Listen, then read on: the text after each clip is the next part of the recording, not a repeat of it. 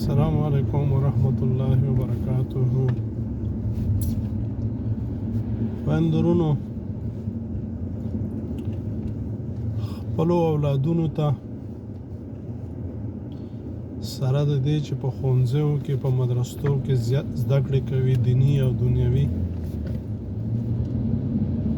ورسره کور کې تربیت،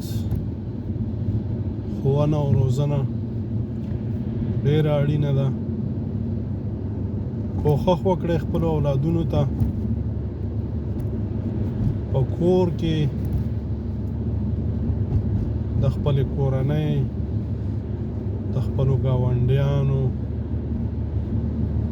د خپلو خپلوانو، د خپلو لس، د خپلې خاورې او اول خو چې دی دین دی، هغه خو هسې زموږ او ستاسې په وینه کې او په هډوکو کې دی، باید اول تربیت د دیني وي. ورسره په خوا کې داسې نه وي چې د دین په نیکو اعمالو باندې خو پوهېږو، خو وطن مو پرېښی وي، کورنۍ مو پرېښی وي، ولس مو پرېښی وي، بس د جنت په مینه کې لیوني یو چې څنګه به جنت ته ځم او په جنت کې به حورې او علمان او ګابیني او شودې او یخې او ګرمې اوبه وي او درز او غرب به وي. د هغې سره په خوا کې په دې باندې هم پوهې کوي څوک چې د خپلې کورنۍ غم نه کوي، څوک چې د خپل ګاونډ غم نه کوي، څوک چې د خپل کور د خپل ولس غم نه کوي، څوک چې په خپلې خاورې غیرت نه کوي، هغه جنت ته نشي تللی، هغه کې ایمان نشته. په دې باندې پوهې کوي. نو ډېره مهمه ده، ډېره اړینه ده چې موږ او تاسې په کورونو کې خپل اولادونه داسې وروزي چې هغوی ته خپل دوست او خپل دښمن ور په ګوته کړو، خپله خاوره او پردۍ خاوره ور په ګوته کړو، د خپلې خاورې اهمیت او د بل د خاورې اهمیت ور په ګوته کړو، خپل حق او د بل حق ور وپېژنو. داسې نه وي چې د ژوو په څېر مازې مال لاس ته راوړي او کور ته راوړي چې هغه حلال وي که حرام وي، خپل وي که پردی وي. زموږ د ژوند سره موږ ډېر څه زده کړل.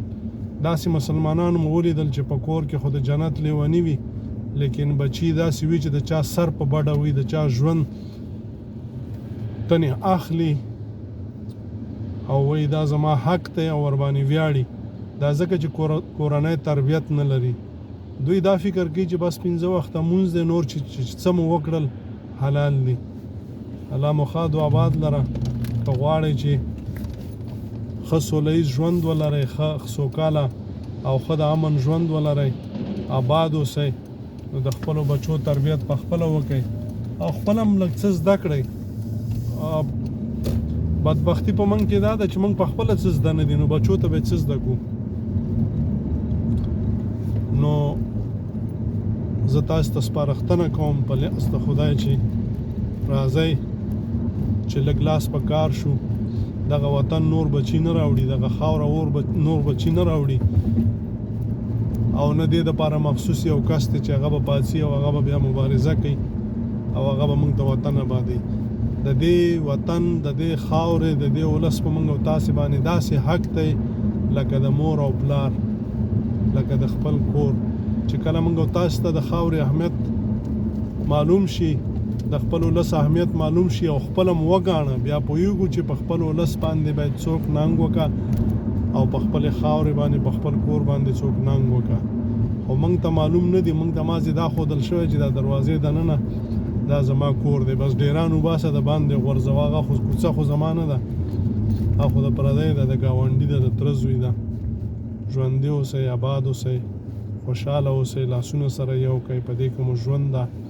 څوک چې سره اتفاق لري، یووالی لري، خدای پاک په هغوی باندې رحم کوي. او څوک چې یو بل خوري او ورته غورېږي لکه د سپو، خدای پاک په هغوی عذابونه راولي لکه په موږ چې راوستي دي. موږ د کور زمریانو، د بیدیا ګیدړانو، راځئ چې په کور کې هم زمریان شو. ژوندي اوسئ. السلام علیکم ورحمت الله وبرکاته.